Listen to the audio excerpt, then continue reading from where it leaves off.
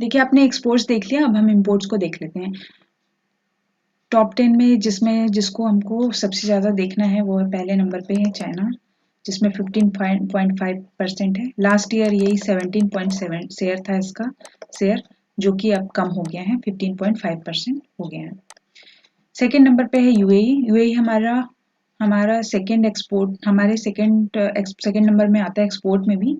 Third है US, fourth Saudi Arabia, fifth Iraq.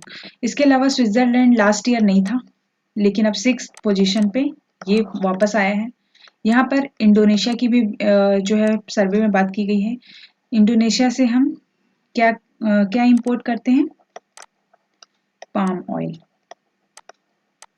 और ये सेकेंड लार्जेस्ट इंपोर्टर है, सेकेंड नंबर में आता है, सेकेंड लार्जेस्ट इंपोर्ट है। फर्स्ट नंबर पे मलेशिया आता है हमारे यहाँ। मलेशिया से हम सबसे ज़्यादा पाम ऑयल इंपोर्ट करते हैं। तो ये सारी चीज़ें ध्यान रखनी है आपको, स्विट्जरलैंड को याद रखना है आपको। अब इसे क्वेश्चन कैसे बनेगा?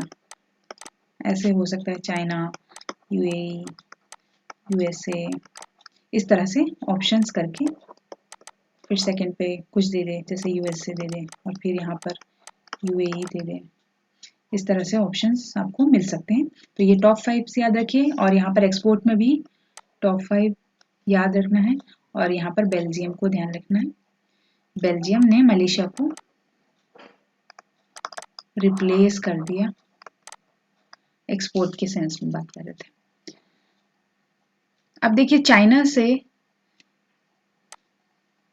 क्या हम इंपोर्ट करते हैं वो देख लीजिए। सबसे इम्पोर्टेंट चीज़ है जो इंपोर्ट करते हैं, इलेक्ट्रिकल इक्विपमेंट्स करते हैं, मशीनरी, एंड सेकंड नंबर पे केमिकल्स हैं जिसको फिर इंडस्ट्री यूज़ करती हैं, active pharmaceuticals, ingredients, auto component. अब तो 2020 के बाद से मेडिकल डिवाइस, मेडिकल सप्लाईज को भी करने लगे हैं। हमारा चाइना के साथ इतना ज़्यादा आपने देखा था कि डेफिसिट भी बहुत ज़्यादा हमारा चाइना के साथ है। क्यों? हम इंपोर्ट जो है इससे 97 बिलियन डॉलर का करते हैं, तो एक्सपोर्ट जो है मात्र 28.1 बिलियन डॉलर का कर रहे थे। तो ये सबसे ज़्यादा अगर आपसे पूछता है किसके साथ ट्रेड डेफिसिट है, तो उस कंट्री का नाम है चाइना। क्योंकि हम इनको रॉ मटेरियल जो एक्सपोर्ट करते हैं वो रॉ मटेरियल्स होते हैं, जिसके बाद इन लोग जिसका इस्तेमाल करके उसके द्वारा फिनिशिंग गुड्स बनाते हैं और फिर हम उसको इंपोर्ट कर लेते हैं। यही एक बड़ा रीज़न है जिसकी वजह से चाइना के साथ हमारा सबसे ज़्यादा व्यापार घटा, यानी कि ट्रेड डेफिसिट देखने को मिलता है। और कुछ एक्सपर्ट्स ये मानते हैं कि एक प्रोडक्ट बनाने के लिए जैसे कई पार्ट्स की ज़रूरत होती है, तो कई पार्ट्स को फिर असेंबल किया जाता है और फिर फाइनल गुड्स बनाए जाते हैं। हम क्या करते हैं? हम असेंबली का काम करते हैं, तो जो सोर्सिंग है वो नहीं करते। सोर्सिंग के लिए स्किल्स चाहिए होती है।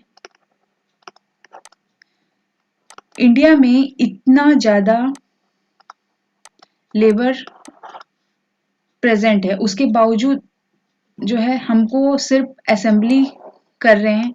अगर ये सोर्सिंग कर पाते तो चाइना से हमको इतना इंपोर्ट नहीं करना पड़ता और हमारा ट्रेड डेफिसिट भी इतना नहीं बढ़ता। ट्रेड डेफिसिट अराउंड इसका आ जाएगा 69.4 बिलियन डॉलर का है 2021 में। अब ये इतना आपको याद नहीं होगा, फिर भी आप ये याद रखिएगा कि ट्रेड डेफिसिट अगर पूछता है सबसे ज़्यादा किसके साथ है तो चाइना हो जाएगा। और सरप्लस की बात करेगा, यानी सरप्लस क्या होता है? जहाँ से हम जहाँ पर हम एक्सपोर्ट ज़्यादा करते हैं और इम्पोर्ट कम करते हैं, तो उसमें यूएस आ जाता है। और एक क्वेश्चन और बन सकता है, अगर थोड़ा सा टफ करना होगा, अगर ट्रेड डेफिसिट के केस में देखिए ट्रेंड जो देखने को मिलता है चाइना के केस में, पहले इसको रब कर लेती हूँ मैं। एक ट्रेंड है, अगर पूछ सकता है, अगर थोड़ा सा टफ कर दिया तो, जैसे कि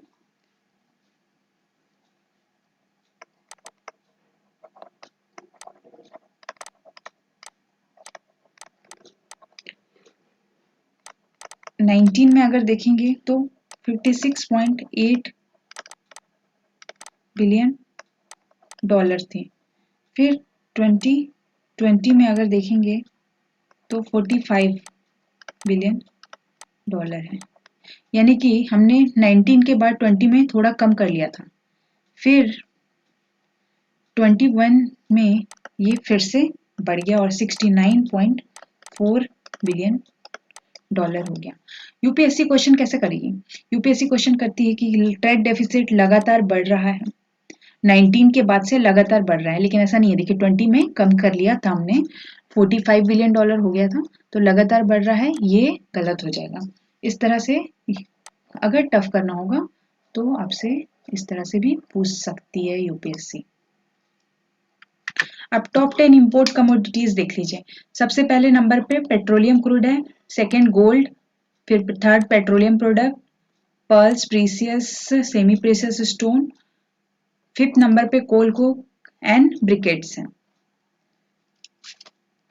and briquettes is nothing but a block of compressed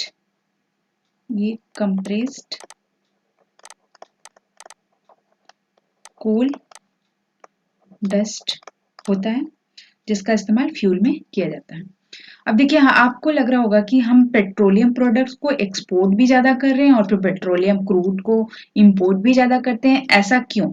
इसको ऐसा समझिए, पेट्रोलियम क्रूड जो होता है एक रॉ मटेरियल होता है, रॉ मटेरियल होता है।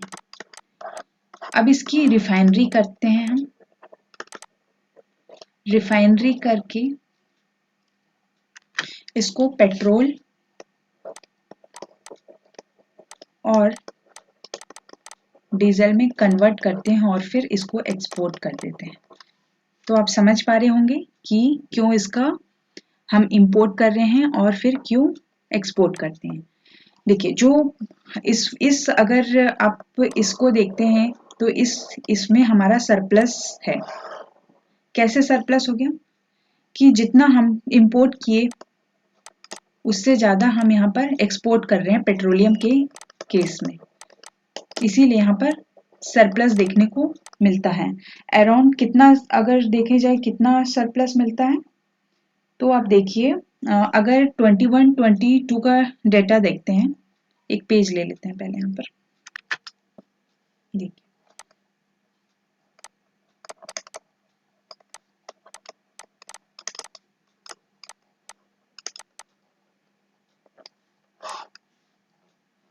अगर इंपोर्ट देखते हैं तो हमने किया 33.6 मिलियन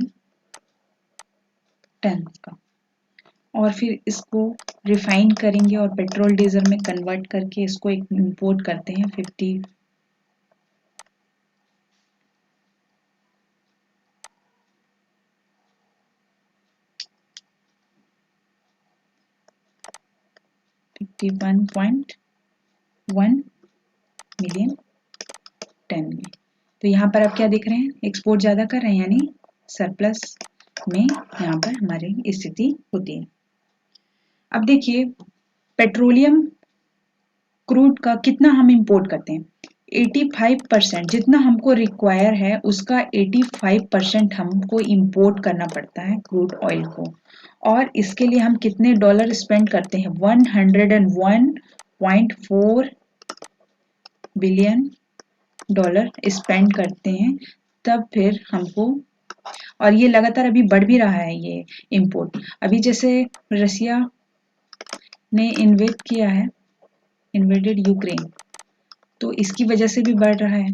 दूसरी बात की डिमांड बढ़ी है बहुत ज़्यादा, अचानक से इकोनॉमी रिवाइव कर रही है और इसकी वजह से डिमांड बढ़ी है, तो भी इसका क्रूड ऑयल का प्राइस बढ़ गया है। जो सर्वे में तो अराउंड $85 पर बैरल बता रहा है, लेकिन अभी का जो न्यूज़ आ रहा है उससे पता चल रहा है कि $100 पर बैरल तक क्रॉस कर गया है। बहुत ज़्यादा हाई रेट पे अभी मिल रहा है, और इससे हमारा बहुत चांसेस है कि अब जो फिर आएगा, अब जो भी एस्टिमेट आते हैं उससे पता चलेगा कि बहुत ज़्यादा इंपोर्ट बढ़ रहा है। इसी में इंपोर्ट्स के केस के में देख लेते हैं जो नॉन पीओएल्स हैं और पीओएल्स हैं। पीओएल्स में अगर आप देखिए तो ये वाला जो नीचे वाला पार्ट है ये पीओएल का है और ये गोल्ड वाला हो गया, गोल्ड के कलर का, और ये नॉन पीओएल है। तो सबसे ज्यादा ग्रोथ रेट यहाँ पर नॉन पीओएल में, यानी कि जैसे इलेक्ट्रिकल गुड्स हो गए, इलेक्ट्रॉनिक्स गुड्स हो गए, पर्ल्स हो गए, प्रीसियस सेमी प्रीसियस स्टोन्स, कोल कोक, इसमें सबसे ज्यादा ग्रोथ देखने को मिल रहा है, जिससे ये पता चलता है कि अब इकोनॉमी रिवाइव कर रही है। फिर सेकेंड लार्जेस्ट आता है पेट्रोलियम, इसमें बढ़ा है इम्पोर्ट, और थर्ड है फिर गोल्ड। ये आपको याद रखना है। वैसा ही यहाँ पर भी दिया हुआ है, ये ट्रेंड देखने को मिल रहा है। अब ट्रेड बैलेंस देख लीजिए, सबसे ज्यादा अच्छी स्थिति तो यूएस के साथ है, इसका मतलब है सरप्लस में है, या देखिए पॉजिटिव है, सरप्लस है। तो जहां जहां तक आपको पॉजिटिव दिख रहा है, यहाँ तक आपको पॉजिटिव दिख रहा है, तो ये सरप्लस में, सबसे ज्यादा सरप्लस आपका यूएस के साथ है, सेकेंड नंबर पे बांग्लादेश के साथ, नेपाल के साथ। ऐसे भी क्वेश्चंस आ सकते हैं, यूएसए फर्स्ट, उसके बाद Bangladesh and third Nepal, sequence याद रखेंगे, टर्की और फिर नीदरलैंड आ जाता है। और अगर सबसे ज्यादा घाटा देखेंगे तो सबसे ज्यादा आपका डेफिसिट यहाँ पर देखिए इज विद चाइना। अब चलिए सर्विस एक्सपोर्ट्स यानी इनविजिबल्स की तरफ चलते हैं, इनविजिबल्स या फिर नॉन मर्केंडाइज कह लो। सर्विस एक्सपोर्ट में रिकॉर्डेड ग्रोथ हुआ 18.4% का, और अगर 2019-20 से कंपेयर करेंगे तो 11% है, 21 से कंपेयर कर रहे हैं तो 18.4% है। अब सबसे ज़्यादा जो टॉप 3 सर्विसेज है, first number computer, second business और थर्ड है ट्रांसपोर्टेशन सर्विस। ये तीनों मिलाकर के 80% टोटल सर्विस एक्सपोर्ट का 80% कंस्टिट्यूट करती हैं। इंपोर्ट्स देखें तो इंपोर्ट्स भी बढ़ा है अराउंड 21.5%। सबसे ज़्यादा इंपोर्ट्स है business, transport, travel and computer service में। फिर वही 3 आ गए हैं, इधर उधर हो गया है बस। अब देखिए ये तीनों मिलाकर के 75% इंपोर्ट होता है। फिर से एक बार देख लीजिए एक्सपोर्ट में कौन कौन से थे। टॉप 3 में फर्स्ट नंबर पे था computer, business and transportation, CBT, ये याद रखिए। फिर यहां पर क्या हो गया है, BTC, CBT और फिर BTC, इस तरह से याद कर सकते हैं। ये हो गया आपका एक्सपोर्ट और ये हो गया इंपोर्ट, कंप्यूटर, बिजनेस, ट्रांसपोर्ट, और यहाँ पर बिजनेस, ट्रांसपोर्ट, कंप्यूटर। अब प्राइवेट ट्रांसफर्स भी बढ़ा है अराउंड 7.2%। प्राइवेट ट्रांसफर्स में जिसमें रेमिटेंसेस जो होती हैं सबसे ज़्यादा होते हैं। रेमिटेंसेस इसलिए हमारे ज़्यादा होती हैं क्योंकि ओवरसीज जो एम्प्लॉयमेंट है इंडियंस का बहुत ज़्यादा है, तो इसकी वजह से रेमिटेंसेस भी बहुत इम्पोर्टेंट रोल प्ले करता है हमारे यहाँ के जो करेंट अकाउंट में, डिपॉजिट्स में। अब देखिए यहाँ पर सर्विस एक्सपोर्ट और इंपोर्ट्स का अगर आपसे पूछता है, एक क्वेश्चन बनता है ऐसे कि सर्विस एक्सपोर्ट हमारा कंपैरेटिवली ज़्यादा है सर्विस इंपोर्ट्स की रेशियो में, इंपोर्ट से ज़्यादा सर्विस के क्षेत्र में हम एक्सपोर्ट ज़्यादा करते हैं। अगर ऐसा कोई स्टेटमेंट मिल जाए तो जल्दी से उसको राइट कर देना। इस तरह का एक क्वेश्चन भी देख लेते हैं। With reference to the international trade of India at present, which of the following statement are correct? ये यूपीएससी का क्वेश्चन है। India's merchandise exports are less than its merchandise imports. आप बताइए, merchandise मतलब गुड्स की सिर्फ बात कर रहे हैं यहाँ पर। क्या गुड्स का एक्सपोर्ट कम होता है गुड्स के इंपोर्ट्स के रेशियो में? हाँ, सही बात है। गुड्स के केस में आपने देखा था कि हम इंपोर्ट ज़्यादा करते हैं और एक्सपोर्ट कम करते हैं, तो ये तो सही हो गया ये स्टेटमेंट। सेकेंड स्टेटमेंट बोलता है India's imports of iron, steel, chemical, fertilizer and machinery have decreased in the recent years. क्या ऐसा है? देखिए केमिकल्स के केस में और मशीनरी के केस में तो आपने अभी देख लिया था कि हमारा जो फर्स्ट नंबर पे आता है, चाइना से हम सबसे ज़्यादा इंपोर्ट करते हैं और ये फर्स्ट नंबर पे और लगातार बना भी हुआ है, तो ये डिक्रीज हो गया है रिसेंट ईयर। ये स्टेटमेंट सही नहीं होगा। India's export of service are more than its import of service, ये बिल्कुल भी सही है, अभी अभी आपने इसको देखा है। India suffers from overall trade और current account deficit, yes this one is also right. So इसका होगा 1 3 and 4, 1 3 and 4। तो डी नंबर जो है ये सही हो जाएगा।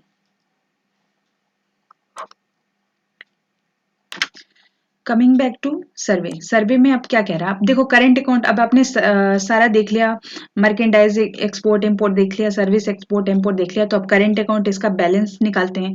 तो बैलेंस निकालने पे पता चलता है, सर्वे कहता है कि आफ्टर विटनेसिंग ये सरप्लस देखा गया शुरू में और उसके बाद फिर से डेफिसिट देखने को मिलता है। अकाउंट को देख लेते हैं। जो नेट कैपिटल फ्लो है ये 3 गुना तक बढ़ जाएगा 21 की तुलना में। अराउंड 65.6 बिलियन, 4.5% ऑफ जीडीपी है ये। याद नहीं करना है आपको, जस्ट एक लुक होना चाहिए। Net capital flow remain volatile at witness sequential growth in both quarter 21 volatile रहा है लेकिन ग्रोथ देखने को मिला है। अब देखो क्वेश्चन यहाँ से बनता है, फॉरेन इन्वेस्टमेंट में जो दो पार्ट है एफडीआई और एफपीआई, ये लार्जेस्ट कंपोनेंट है कैपिटल अकाउंट में। देखिए हमने पढ़ा था कि गवर्नमेंट का भी प्रेफरेंस होता है, फर्स्ट नंबर पे एफडीआई को प्रेफरेंस देती है और सेकंड अपने इक्विटी कैपिटल को देखा था जो एफपीआई में देख सकते हैं, और थर्ड नंबर पे डेट कैपिटल को समझे थे। और डेट कैपिटल में क्या बॉन्ड आ जाता है, डिवेंचर्स, ये सब आते हैं। अब देखिए नेक्स्ट क्या कह रहा है, नेक्स्ट जो है यहाँ पर नोट करिए कि computer software and hardware attracted highest FDI equity inflow in 21, और सिंगापुर जो है टॉप इन्वेस्टिंग कंट्रीज है in terms of FDI equity inflow, while US is second position. FDI सबसे ज्यादा कहाँ से आता है, सिंगापुर से। फर्स्ट नंबर पे सिंगापुर है, सेकंड नंबर पे आपका यूएस है। अब देखिए यहाँ पर एफपीआई इनफ्लोज की बात की गई है कि वॉलेटाइल रहता है। हमने देखा था कि एफपीआई को हॉट मनी कहते हैं क्योंकि ये बहुत वॉलेटाइल होता है, इसके चांसेस आउटफ्लो होने के बहुत ज़्यादा होते हैं। अगर थोड़ी सी भी एडवर्स कंडीशन हो जाए, अनसर्टेनिटीज आ जाए, तो इसके सबसे ज़्यादा इसके बाहर जाने के चांसेस ज़्यादा होते हैं, इसलिए गवर्नमेंट भी इसको प्रमोट नहीं करती। जो शॉर्ट टर्म्स वाले होते हैं उसको खास करके प्रमोट नहीं करते। जो लॉन्ग टर्म्स यानी कि अगर आप पेंशन सेक्टर, इंश्योरेंस सेक्टर्स और या फिर म्यूचुअल फंड्स में अगर इन्वेस्टमेंट होता है तो उस तरह में लॉन्ग टर्म होता है, और वैसे एफपीआईज जो होते हैं कंपेरेटिवली स्टेबल होते हैं। अब यहाँ पर कहा है कि ये ग्लोबल अनसर्टेनिटीज और इसके अलावा यूएस मॉनेटरी पॉलिसी नॉर्मलाइजेशन की वजह से भी जो है ये एफपीआई वॉलेटाइल बना रहा। आपने देखा था कि जब इकोनॉमिक स्टिमुलस दिया था यूएस ने, इसको हम देख चुके हैं, फिर से रिवाइज कर रहे हैं। रिसेशन के टाइम में इकोनॉमिक स्टिमुलस देते हैं, इसमें क्या करते हैं, इंटरेस्ट रेट कम कर देते हैं और बॉन्ड जारी कर देगी गवर्नमेंट, ताकि क्या हो, लिक्विडिटी बढ़ जाए मार्केट में और लोग इससे डिमांड क्रिएट करते हैं ताकि लोग वस्तुएं खरीद सके, गुड्स परचेस कर सकें। लेकिन ये जो इकोनॉमिक स्टिमुलस है, अगर रिसेशन खत्म होता है तो फिर वापस लेने लेते हैं। अब इसमें क्या करते हैं, बॉन्ड जो बहुत ज्यादा खरीद रही थी उसकी बिक्री कम कर देगी। नॉर्मलाइजेशन के केस में यहाँ पर यही बोल रहा है कि यूएस मॉनेटरी पॉलिसी नॉर्मलाइजेशन होगा जब, तो फिर क्या करेंगे, तो इंटरेस्ट रेट वापस से बढ़ा देते हैं। देखिए जब लोगों के पास पैसा आ जाता है, लिक्विडिटी बढ़ जाती है, तो एफपीआई का इनफ्लो बढ़ने लगेगा डेवलपिंग कंट्रीज में, और फिर अगर फिर से इंटरेस्ट रेट बढ़ने लगता है तो फिर ये आउटफ्लो भी होने लगता है। तो जब ये वापस इकोनॉमिक स्टिमुलस को वापस ले ले यूएस का जो फेडरल रिजर्व है, तो इसको, इस सिचुएशन को टैपरिंग कहते हैं। ये अक्सर आपको न्यूज में सुनने को मिलेगा कि टैपरिंग हो रही है, टैपरिंग का डर है, तो अब क्या होगा पता नहीं। तो ये टैपरिंग यही होता है कि जब ये स्टिमुलस वापस ले लेंगे। फिर ग्लोबल एनर्जी प्राइसेस राइज का जो डर है वो भी अब तो ये रशिया का जो इन्वेजन है यूक्रेन पे, उसकी वजह से भी बढ़ेगा। और अगर नया वेरिएंट्स आ गया जैसे कोविड-19 का, या फिर स्ट्रॉन्ग इन्फ्लेशनरी प्रेशर्स बढ़े, इसकी वजह से वोलेटाइल रहा था। बैंकिंग कैपिटल में भी रिकॉर्डेड ग्रोथ देखने को मिला है। अब देखिए बीओपी बैलेंस और फॉरेन एक्सचेंज रिजर्व्स में कैसे कनेक्शन बना रहा है। अगर बीओपी सरप्लस हो जाए, बैलेंस ऑफ पेमेंट, जब बैलेंस ऑफ पेमेंट काउंट कर रहे हैं यानी करंट और कैपिटल दोनों को इंक्लूड करके जब डेबिट और क्रेडिट निकालते हैं, तब वहां पर चेक करते हैं तो देखते हैं वहां पर सरप्लस की स्थिति है। अब इस सरप्लस की वजह से क्या हुआ कि फॉरेन एक्सचेंज रिजर्व ने क्रॉस कर दिया, $600 बिलियन था, अब जो है 635 यानी $6 billion as at end of सितंबर 2021 में हमारे पास फॉरेक्स रिजर्व हो गया। फॉरेक्स रिजर्व ज्यादा होने से क्या होगा, हमारे पास इंपोर्ट कवर जो है इंप्रूव हो जाता है। अब इंपोर्ट कवर का क्या मतलब होता है कि इतने दिन का इंपोर्ट हम इस फॉरेक्स एक्सचेंज रिजर्व की मनी का इस्तेमाल करके कर सकते हैं, इस बिना किसी लोन के। तो इंपोर्ट कवर जो है हमारा इंप्रूव होता है। लेकिन आप यहाँ पर देखते हैं कि फॉरेन एक्सचेंज रिजर्व बढ़ने के बावजूद भी इंपोर्ट कवर डिक्लाइन कर गया है। पहले हमारे पास 17.5 महीनों का 17.4 मंथ्स का इंपोर्ट कवर था, यानी इतने महीने तक का इंपोर्ट हम इस एक्सचेंज रिजर्व से कर सकते थे। लेकिन अब ये 13.2 मंथ्स का हो गया है, 13 महीने का ही हो गया है। रीजन क्या है, मर्केंडाइज इंपोर्ट्स अचानक से बढ़ा है क्योंकि इकोनॉमिक एक्टिविटी रिवाइव कर रही है। अब देखिए क्वेश्चन यूपीएससी ने 2016 में पूछा था, which of the following best describes the term import cover sometime seen in news. अब आप समझ गए हैं इसका आंसर कौन सा होगा। It is total value of import of a country, it is ratio. Fourth number देख लेते हैं। It is the number of months of import that could be paid for by a country's international reserve, ये number.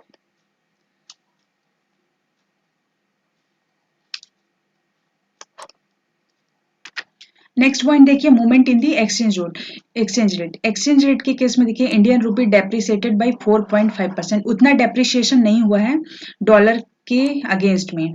अच्छा, ये depreciation क्या होता है, देखिए जब हम इंपोर्ट ज्यादा करते हैं एक्सपोर्ट की तुलना में, तो क्या होता है, इंपोर्ट ज्यादा करने का क्या मतलब है कि फॉरेन एक्सचेंज यानी फॉरेन करेंसीज का आउटफ्लो हो जाना, और फिर क्या होगा, हमको अपने इंपोर्ट को पेमेंट करने के लिए, क्योंकि ये डॉलर में होता है, तो मान लीजिए डॉलर्स चाहिए, तो इसके लिए गवर्नमेंट क्या करेगी, डॉलर परचेस करेगी या लोन लेना पड़ेगा। तो क्या होता है, डॉलर की वैल्यू यहाँ पर बढ़ने लग गई, डॉलर की वैल्यू बढ़ जाएगी अगेंस्ट रुपीज।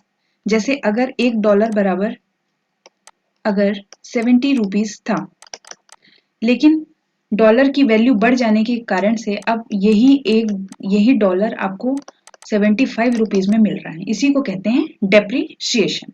तो ये जो डेप्रिसिएशन है ये ज्यादा नहीं देखने को मिल रहा है, मॉडेस्ट है एज कंपेयर टू अदर जो है, जैसे टर्किस के केस में देखिए, टर्किस जो है करेंसी लीरा और अर्जेंटीना पेशो इनका बहुत ज्यादा देखने को मिला है डेप्रिसिएशन।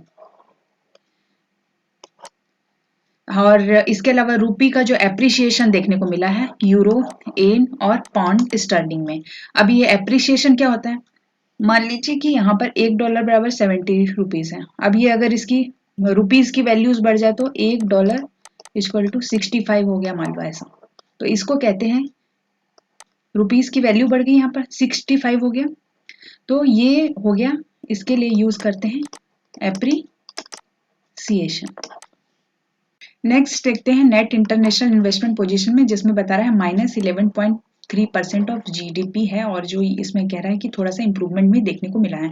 अब ये माइनस में है, इसका क्या मतलब होता है, देखिए जैसे इंडियन रेसिडेंट्स हैं, उन्होंने फॉरेन में कुछ एफडीआई में एफपीआई में इन्वेस्ट किया है, तो ये फॉरेन कंट्री में उनके इन्वेस्टमेंट को देखेंगे। फिर वैसे ही फॉरेनर्स जो होते हैं, उन्होंने हमारी कंट्री में भी एफडीआई एफपीआई में इन्वेस्ट किया है, तो इन दोनों का डिफरेंस निकाल लेते हैं। अब आप ये सोचिए, अच्छा ये आप इसमें कॉमन सेंस लगाइए कि क्या हमारे देश के लोग ज्यादा एफडीआई लेकर के जाते होंगे या एफपीआई लेकर के जाते होंगे फॉरेन्स में? ऑब्वियसली नहीं। फॉरेन्स का यहाँ पर हम फॉरेनर्स का हमारे यहाँ ज्यादा इन्वेस्टमेंट है एफडीआई और एफपीआई में, इसी वजह से तो माइनस में होता है। ये समझ गए आप? तो ये क्या होता है, लाइबिलिटी को दिखाता है। तो अगर ये माइनस में है, इसका क्या मतलब है, इतनी हमारी लाइबिलिटीज है, जो कि 11.3% ऑफ जीडीपी है, अराउंड 332 बिलियन $। अब जो लास्ट है, हम एक्सटर्नल डेट के बारे में देखेंगे। देखिए एक्सटर्नल डेट क्या होता है, पहले इस बात को समझिए। External debt refers to that part of country's debt which has been borrowed from foreign creditors. Foreign creditor से लिए है जिसमें प्राइवेट कमर्शियल भी इंक्लूड होता है, private commercial banks, international financial institution such as World Bank, IMF और sovereign government, ये कोई भी हो सकता है। अब यहाँ पर एक बात और ध्यान रखिएगा कि प्राइवेट का एक्सटर्नल कमर्शियल बोरोइंग गवर्नमेंट के कंपैरिजन में ज्यादा होता है।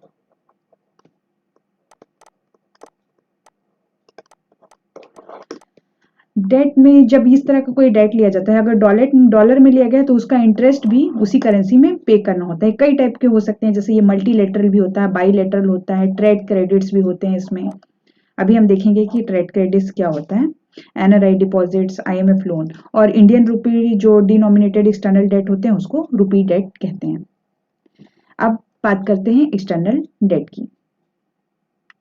देखिए एक्सटर्नल डेट जो है वो बढ़ा है अराउंड $593.1 बिलियन। आपको ये जो डेटा है याद नहीं करने, बस याद रखो बढ़ा है। अब 3 लार्जेस्ट कंपोनेंट में पहला है एक्सटर्नल कमर्शियल बोरोइंग, ये हम देख चुके हैं। जब यहाँ की एंटिटी जो है, नेशन की एंटिटी जो है कोई भी हो सकती है, तो प्राइवेट या फिर गवर्नमेंट, अगर फॉरेन से लोन ले रहे हैं तो इसको कहते हैं, और ये रुपीज में भी डिनोमिनेटेड होता है, डॉलर में भी होता है, रुपीज में भी होता है। और सेकेंड नंबर पे आ जाता है आपका लार्जेस्ट कंपोनेंट में NRI डिपॉजिट, और थर्ड नंबर है शॉर्ट टर्म क्रेडिट। ये क्या होता है, जैसे कि इंटरनेशनल ट्रेड में एक बिजनेसमैन है, एट प्रेजेंट उसको अपने गुड्स के परचेसिंग के लिए मनी नहीं है, मनी प्रॉब्लम, तो वो क्या करेगा, वो बोलेगा कि देखो अभी एक मुझे क्रेडिट दे दो, मैं इसको 1 साल से बिफोर 1 ईयर तुमको पे कर दूंगा, हाँ लेकिन मैं इसके लिए इंटरेस्ट नहीं दूंगा, सिर्फ प्रिंसिपल अमाउंट पे करूंगा। अब इससे क्या होता है, ये इसका जो बायर्स होता है यानी कि जो बिजनेसमैन है उसको तो फायदा हो रहा है, लेकिन जो सेलर होता है उसको एट प्रेजेंट कुछ भी नहीं मिल रहा है, उसको फ्यूचर में मिलेगा, तो इसमें उसको लॉस होता है। अब कमर्शियल बोरोइंग का ये तीनों कंपोनेंट याद रखिए, सॉरी एक्सटर्नल डेट का ये तीनों कंपोनेंट याद रखिए। पहला है कमर्शियल बोरोइंग, सेकंड है NRI deposit, and third is short term trade credit. अब इसके अलावा क्या इंपॉर्टेंट है कि लॉन्ग टर्म डेट जो है यानी कि जिसकी मेच्योरिटी 1 साल से ज्यादा है, 82% ऑफ एक्सटर्नल डेट है। और ऐसे जो डेट होते हैं उसमें इंटरेस्ट रेट शॉर्ट टर्म वाली डेट की अपेक्षा में बहुत ही लो होता है। अब इसको बहुत टाइम बाद भी, जैसे 25 ईयर 30 ईयर ऐसे हमको वापस करना होते हैं, तो अच्छा होता है। और short term debt 18% of external debt है। क्वेश्चन बन सकता है कि लॉन्ग टर्म डेट जो है शॉर्ट टर्म डेट की अपेक्षा में काफी ज्यादा है, ऐसा अगर स्टेटमेंट रहे तो सही हो जाएगा।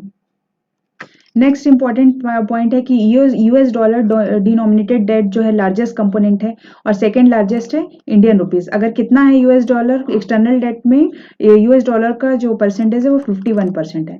इसके अलावा इंडियन रुपी जो है यानी कि एक्सटर्नल डेट जो इंडियन रुपी में लिया जा रहा है वो भी, इसमें भी काफी ग्रोथ देखने को मिला है, ये बहुत अच्छी बात है।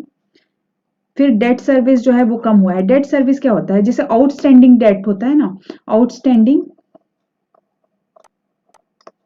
डेट, तो ये कई समय का अगर एक साथ जमा हो जाता है प्रिंसिपल अमाउंट और उसका इंटरेस्ट, तो उसको पे करने के लिए जो उसको पे बैक करने के लिए जो कैश रिक्वायर्ड होता है उसको कहते हैं डेट सर्विस। तो ये हमारा कम हो गया है, अराउंड 4.7% हो गया है।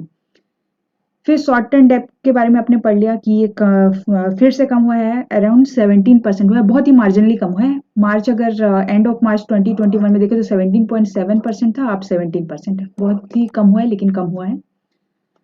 इसके अलावा आप क्या देखते हैं कि अगर इमर्जिंग मार्केट इकोनॉमीज के सेंस में देखें तो इमर्जिंग मार्केट इकोनॉमीज जितनी है उनका डेट जो है बहुत ज्यादा देखने को मिलता है, लेकिन इंडिया के केस में ऐसा नहीं है।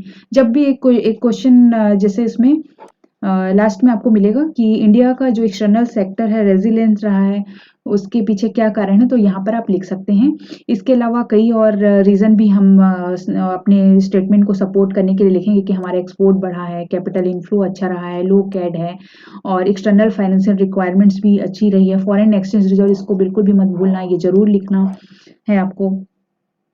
तो ये सब इतनी समस्याओं के बाद, इतनी वल्नरेबिलिटीज़ के बावजूद भी हमने अपने एक्सटर्नल सेक्टर को एक मैनेजेबल लिमिट्स में रखा है, तो इसलिए हम इसको कहेंगे कि हमने जो है, और ये टैपरिंग वाला पॉइंट भी आप ऐड करना, उसमें एफआईआई वाला पॉइंट भी ऐड कर सकते हैं कि एफआईआई भी हम जो है लॉन्ग टर्म वालों को प्रमोट करते हैं, यानी कि प्रेफर करते हैं, यानी कि इंश्योरेंस सेक्टर, पेंशन सेक्टर वाले एफआईआई को प्रमोट कर रहे हैं क्योंकि ये लॉन्ग टर्म होते हैं। एफडीआई के बारे में भी आप लिख सकते हैं, प्रेफरेंस के बारे में, जो कि हमने लिखा था, हमने पढ़ा था पहले भी। अब देखिए एक क्वेश्चन इससे रिलेटेड पहले सॉल्व करेंगे। Consider the following statement, most of the India's external debt is owed by government entities. बिल्कुल भी गलत है ये, अभी हमने पढ़ा कि प्राइवेट का ECB ज़्यादा है गवर्नमेंट की ECB से। सेकेंड बोल रहा है all of the India's external debt is denominated in US dollar, ये भी बिल्कुल गलत है, 51% है, यानी कि अगर वन ऑफ लार्जेस्ट बोलता तो सही हो जाता, और सेकेंड नंबर पे रुपीस है, तो दोनों ही गलत।